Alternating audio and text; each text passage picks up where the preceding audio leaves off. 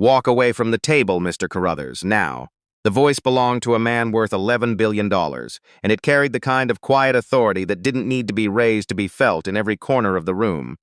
But Marcus Carruthers didn't move. He stood at the far end of a mahogany conference table on the 28th floor of a tower overlooking the frozen surface of Lake Ontario, mid-February, the kind of Toronto morning where the sky pressed down like concrete and the cold seeped through glass walls as if they weren't even there.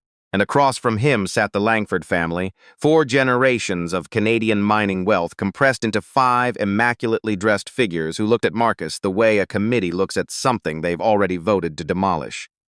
And at the head of the table, Gerald Langford, patriarch, philanthropist, and the man who had just told him to leave, adjusted his cufflinks without breaking eye contact. "You were given a generous offer," Gerald continued, his tone shifting into something almost paternal, almost kind, which made it worse.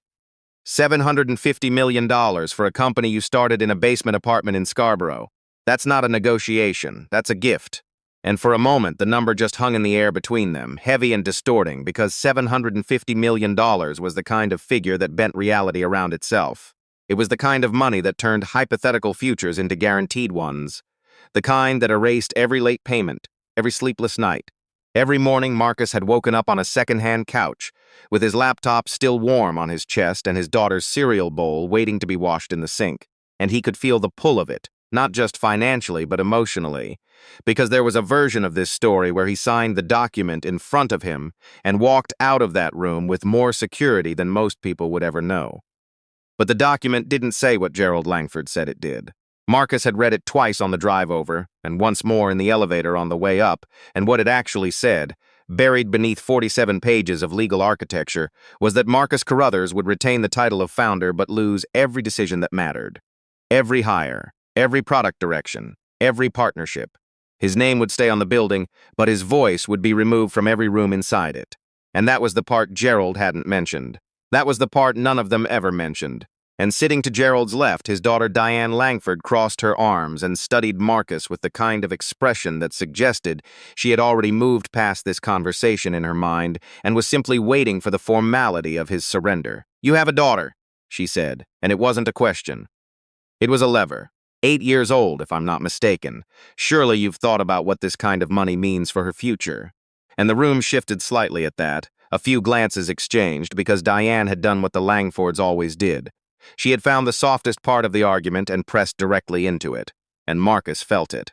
He felt the weight of that word, daughter, land in his chest like a stone dropped into still water, because of course he had thought about it. He thought about it every single day. He thought about it when he picked Lily up from school in a car that needed new brakes. He thought about it when she asked why they didn't have a house like her friend Maisie, and he had to explain that apartments were just different, not less. He thought about it at night, after she was asleep, when the fear crept in that maybe he was choosing pride over her well-being, ambition over stability, his vision over her childhood. And for one brutal second, sitting in that room with 5 people who had never known what it felt like to check a bank balance before buying groceries, Marcus almost said yes. But then something else surfaced. Not louder than the doubt, but steadier. A memory from 3 nights ago, Lily sitting on the kitchen counter while he cooked pasta, her legs swinging, asking him what his company actually did.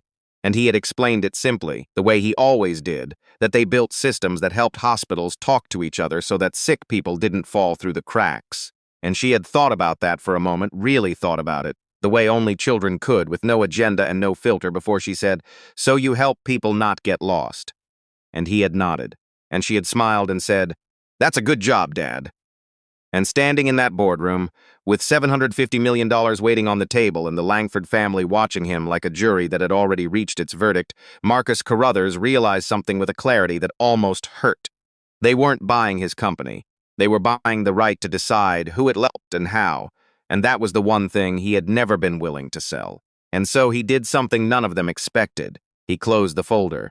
Not quickly, not dramatically, just firmly the way someone closes a book they've finished reading. And the sound of it, soft as it was, cut through the room's polished stillness like a crack in glass. And Gerald Langford's expression didn't change, not visibly, but something behind his eyes tightened. A flicker of recalibration, as if a variable he had already accounted for had suddenly shifted value. "You're making a mistake," he said. His voice still calm, still measured, but carrying an edge it hadn't had a minute ago, and Marcus looked at him. really looked at him. Not with defiance, not with anger, but with the kind of exhausted steadiness that only came from years of building something alone. "Maybe," Marcus replied, "but it'll be my mistake." And he turned and walked toward the door, and no one stopped him, and no one laughed. But the silence that followed him out of that room was louder than anything Gerald Langford had ever said. The elevator ride down felt longer than it should have. 28 floors of mirrored walls and recirculated air, and Marcus stood in the center of it watching the numbers descend, his reflection staring back at him with the same tired eyes and loosened collar he'd been wearing since 5 that morning. And the thing about walking away from $750 million was that the world didn't pause to acknowledge it. The elevator didn't slow down. The lobby didn't go quiet. The security guard near the front entrance nodded the same way he would have nodded at anyone, and when Marcus stepped out onto Bay Street, the February wind hit him like a wall, and the city just kept moving. Streetcars grinding past, people walking with their heads down against the cold, the whole of Toronto pressing forward without the slightest awareness that one man had just turned down more money than most of them would see in 100 lifetimes, and for a moment he stood there on the sidewalk, the cold burning his ears, his breath coming out in white clouds, and he felt it. Not regret, not exactly, but something close. Something that lived in the space between conviction and consequence, because he could still feel the weight of that number, $750 million, sitting in his chest like a held breath. And then his phone buzzed. A notification from Lily's school. A reminder about the winter concert that evening, the one she had been rehearsing for in the bathroom mirror every night for the past 2 weeks. Singing the verse of the same song until she got the pronunciation of every single word exactly right. And something about that, the smallness of it, the realness of it, cut through everything else. Because whatever he had just done in that boardroom, whatever consequences were coming, this was the part of his life that didn't negotiate. He made it to the school by 5:45, 15 minutes before the concert started. The gymnasium smelled the way all elementary school gymnasiums smelled, like floor polish and construction paper and something vaguely sweet that might have been juice boxes. Folding chairs were arranged in uneven rows, parents filing in with winter coats still half-zipped, and Marcus found a seat near the middle, his suit drawing a few curious glances from the other parents in their parkas and toques. And when the lights dimmed and the children filed onto the small riser at the front of the room, he spotted Lily immediately. Second row, third from the left, wearing a white shirt that was slightly too big and a nervous expression she was trying very hard to hide. And the moment her eyes found him in the audience, her face changed completely. Not a big reaction, not a wave or a shout, just a small, quiet settling, like something inside her had been holding its breath and finally let go, and she sang. Not perfectly, not remarkably, but earnestly, with the kind of unguarded effort that only children could offer without self-consciousness. And Marcus sat there in that plastic chair, in a gymnasium that probably hadn't been renovated since the 90s, surrounded by parents he barely knew, and felt something crack open in his chest that had been held tight all day. Because this was the thing that people like Gerald Langford would never understand. Not because they were cruel, but because their lives had never required them to. That there were moments worth more than money, not because they were rare or dramatic, but because they were ordinary and still mattered. And when the concert ended and Lily ran toward him, weaving through the crowd of parents and siblings, her face flushed and proud, she grabbed his hand and said, "Did you hear me? I didn't mess up the hard part." And Marcus knelt down so their eyes were level, the way he always did when she said something that deserved his full attention. "You were perfect," he said, and he meant it in a way that had nothing to do with the song. They walked home together through the cold, Lily talking the entire way about which kid forgot their words and which teacher almost tripped over the microphone cord, her hand warm inside his. And for those 12 blocks, Marcus didn't think about Gerald Langford or the contract or the $750 million he had left on that table. He thought about how the streetlights made the snow look orange, and how Lily's voice sounded when she was excited, and how the apartment would be warm when they got there, because he had remembered to leave the heat on this time. And when they pushed through the front door, the familiar chaos greeted them. Lily's backpack on the floor, a stack of drawings on the kitchen table, a box of crackers left open on the counter from that morning. And it felt like enough. For that one night, it felt like enough. But the morning came the way mornings always did after a decision like that, fast and without mercy. Marcus woke at 4:30 to find his phone filled with messages he hadn't read and emails he didn't want to open. His CO, Prisa Sandhu, had called 3 times. His head of engineering had sent a message that simply said, "Is it true?" And the news had already started to leak. Not officially, not from his side, but in the way these things always leak through whispers and unnamed sources and carefully worded speculation that painted a picture before anyone had a chance to frame it themselves. Carruthers rejects Langford acquisition? Reckless or principled? One headline read. And another, less generous. Scarborough startup CEO walks away from Lifeline. Investors question judgment. And the word lifeline stung more than it should have, because it implied that he was drowning, that the only reason someone would refuse that kind of money was because they didn't understand how badly they needed it. And by the time he arrived at the office, a converted warehouse in the East End near the distillery district, the atmosphere had already shifted. Not openly hostile, but fragile in the way that only comes when people realize their futures are tied to a decision they didn't make. And Priya was waiting for him in the hallway, arms crossed, coffee untouched. "Tell me you have a plan," she said, not as an accusation, but as a request, the kind of request that came from someone who had been with him since the beginning, who had left a senior position at a bank to join a company that didn't even have an office yet, and who deserved better than silence. And Marcus looked at her and said the only honest thing he could. "I have 72 hours to figure one out." And Priya stared at him for a long second, the kind of look that weighed loyalty against logic, before she exhaled and said, "Then we better start now." The team meeting that followed was the hardest conversation Marcus had ever sat through, harder even than the boardroom with the Langfords, because this wasn't an opponent trying to diminish him. This was his own people, the ones who had believed in him, asking whether that belief had been misplaced.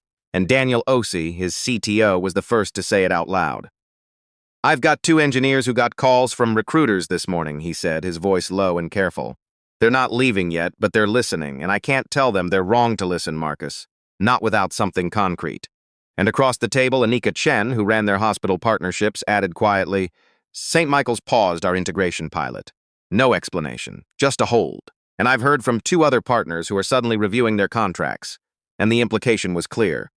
The Langfords hadn't made a single public move. They hadn't needed to.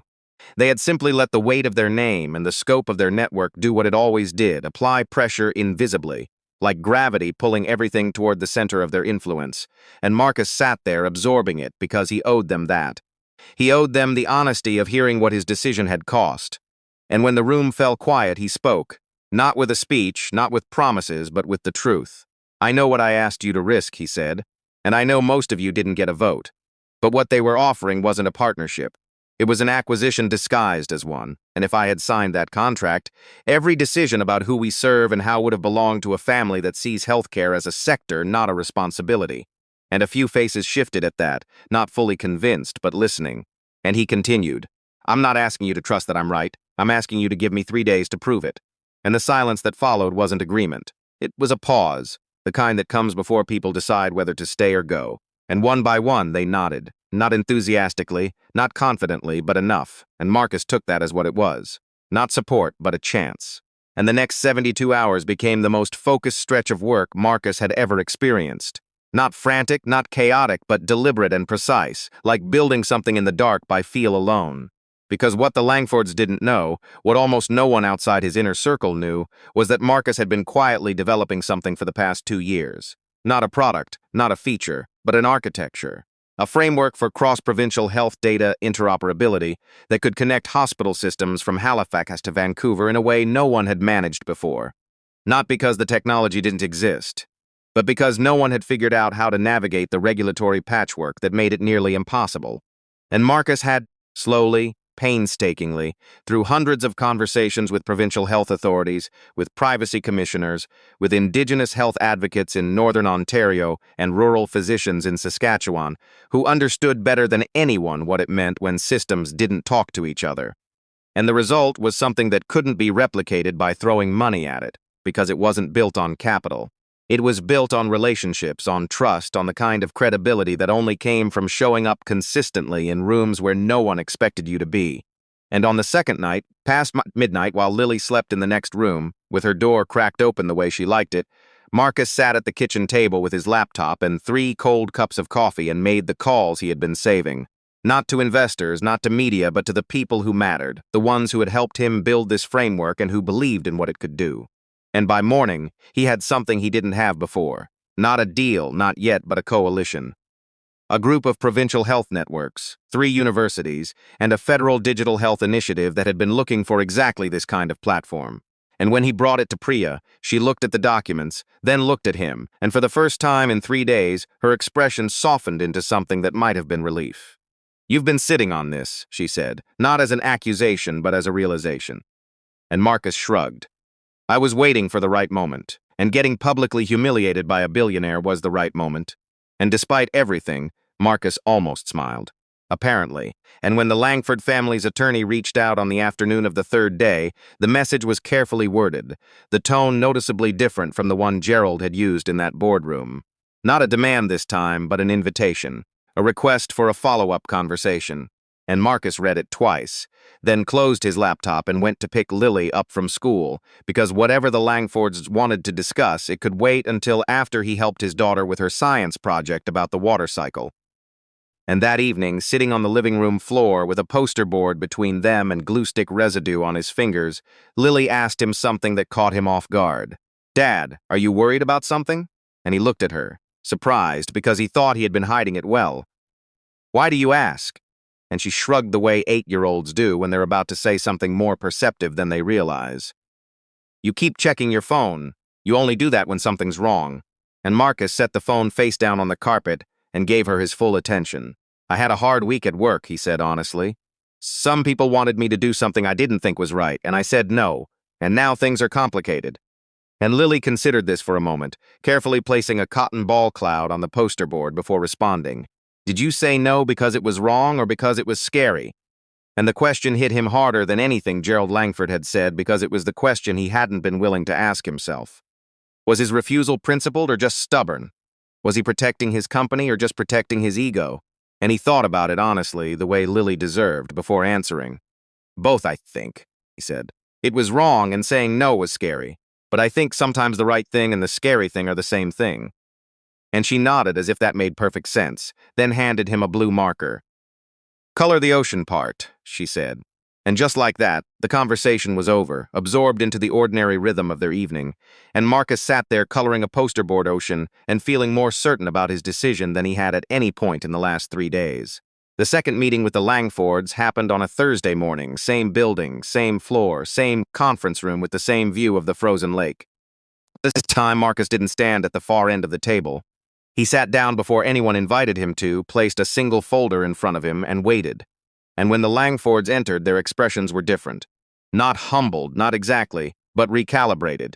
The dismissiveness was gone, replaced by something closer to assessment, the look of people who had expected a problem to resolve itself and discovered instead that it had evolved. And Gerald took his seat slowly, his eyes moving from Marcus to the folder and back again. "You've been busy," he said, and for the first time it sounded like an observation rather than a judgment. And Marcus nodded once.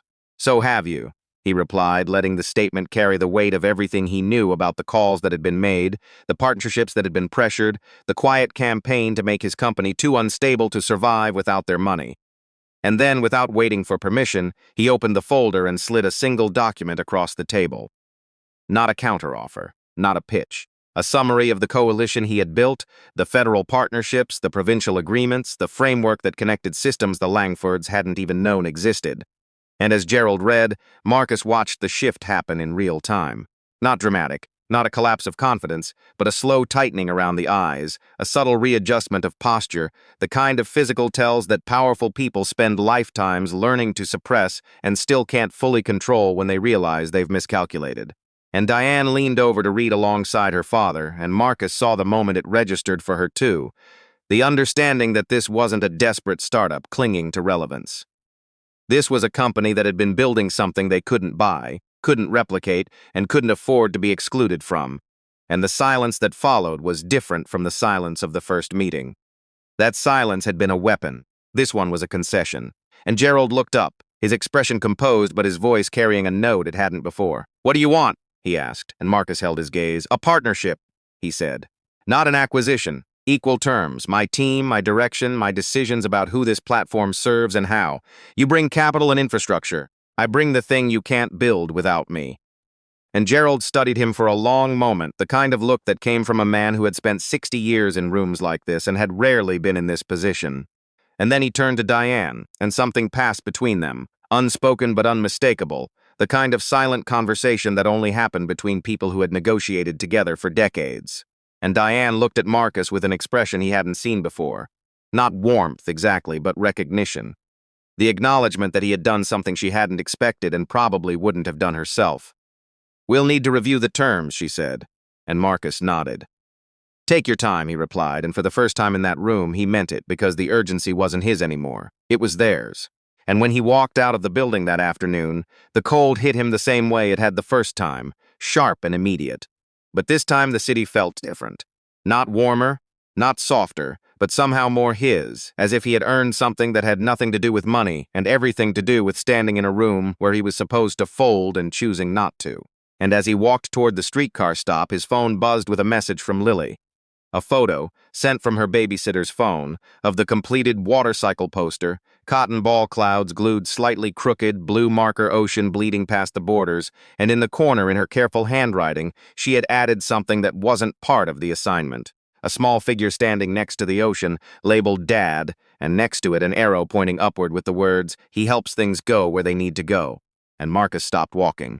Right there on the sidewalk, in the middle of a Thursday afternoon in February, with strangers streaming past him and the streetcar rattling closer, he stopped and stared at that photo and felt something rise in his throat that he hadn't allowed himself to feel in days. Because that was it. That was the whole thing, distilled into a child's drawing with crooked clouds and a bleeding ocean. He helped things go where they needed to go. Not for the money, not for the recognition, not to prove anything to anyone in any boardroom, but because that was who he was, and no contract, no matter how many zeros it carried, was worth becoming someone else. And the weeks that followed didn't look like a victory montage. They looked like work. Long, unglamorous, exhausting work. Meetings that started early and ended late. Contracts that required 17 rounds of revision. Conference calls with provincial health ministries that lasted 3 hours and produced 2 paragraphs of progress. But slowly, steadily, the thing Marcus had built began to take shape in a way that even the skeptics couldn't dismiss. Hospitals in Ontario were connecting to clinics in Manitoba. Patient records were moving safely across provincial lines for the first time. A pilot program in northern British Columbia linked remote Indigenous communities to specialists in Vancouver, closing gaps that had existed for decades. And the Langfords honored the terms. Not because they had suddenly become altruistic, but because the math had changed. Marcus's platform wasn't just valuable. It was essential, and essential things couldn't be controlled through pressure alone. And Priya, who had stood beside him through every uncertain hour, walked into his office one afternoon and set a coffee on his desk without saying anything. And when he looked up, she was leaning against the doorframe with her arms crossed and a faint smile that she was clearly trying to suppress. "St. Michael's called," she said. "They want to restart the pilot and expand it." And Marcus picked up the coffee and took a sip. "Good," he said simply. And Priya shook her head slowly. "You're infuriating, you know that? You almost lost everything." "Almost," he agreed. And she left the room and he sat there for a moment alone and allowed himself to feel something he hadn't felt in weeks. Not triumph, not vindication, just the quiet, steady relief of knowing that the thing he had built was still his, and it was still doing what it was supposed to do. But it was a Tuesday evening, unremarkable in every way, when the moment that mattered most happened. Marcus came home late, past 7, to find Lily already in her pajamas, sitting on the couch with a book open on her lap. And when she heard the door, she looked up and said, "You missed dinner. I made a sandwich." And the way she said it, not angry, not disappointed, just factual, made his chest tighten in a way he hadn't expected. Because this was the cost that didn't show up in any financial report. The evenings he wasn't there, the dinners he missed. The slow accumulation of absences that children didn't complain about but always remembered, and he sat down beside her and said, "So I'm sorry, Lil." And she leaned into him the way she always did, her head resting against his arm, her book still open to the same page. "It's okay," she said. "Was it a good day?" And he thought about that question, really thought about it, and realized that the answer had nothing to do with contracts or coalitions or the Langford family. It had to do with this, with the weight of her head against his arm, with the fact that he was here now and that tomorrow he would try harder to be here earlier. "It's a good day now," he said, and she smiled without looking up. And later that night, after she had fallen asleep, with her book still open and her breathing soft and even, Marcus sat in the quiet of their apartment and looked out the window at the city he had fought to remain a part of. The CN Tower lit against the dark sky, the distant hum of traffic, the snow falling slowly past the streetlights in that way that made everything look gentler than it actually was. And he thought about Gerald Langford, and about the offer, and about the $750 million he had walked away from. And he didn't feel righteous about it. He didn't feel heroic. He just felt honest. Because the truth was simpler than any headline or boardroom speech could capture. He hadn't walked away from the money because he didn't need it. He had walked away because taking it would have cost him something he couldn't earn back. The right to look his daughter in the eye and tell her that the work he did mattered, that it helped people go where they needed to go, and mean every word of it. And outside the window, the city kept moving, indifferent and vast and full of people making their own impossible choices. But inside this apartment, in the silence between a sleeping child and a father who had chosen the harder path, something felt settled. Not finished, not perfect, but aligned. The kind of alignment that came not from winning, but from knowing exactly what you were willing to lose and deciding, quietly and without applause, that some things simply weren't for sale. And Marcus Carruthers sat in that stillness for a long time, watching the snow fall, and for the first time in weeks he didn't reach for his phone. He didn't check his messages or calculate his next move or rehearse what he would say in tomorrow's meeting. He just sat there, present still, certain that whatever came next, he would face the way he had faced everything else. Not as a man chasing the approval of people who measured worth in dollars, but as a father who had built something worth keeping and refused, even when the pressure was at its worst, to let anyone take it apart.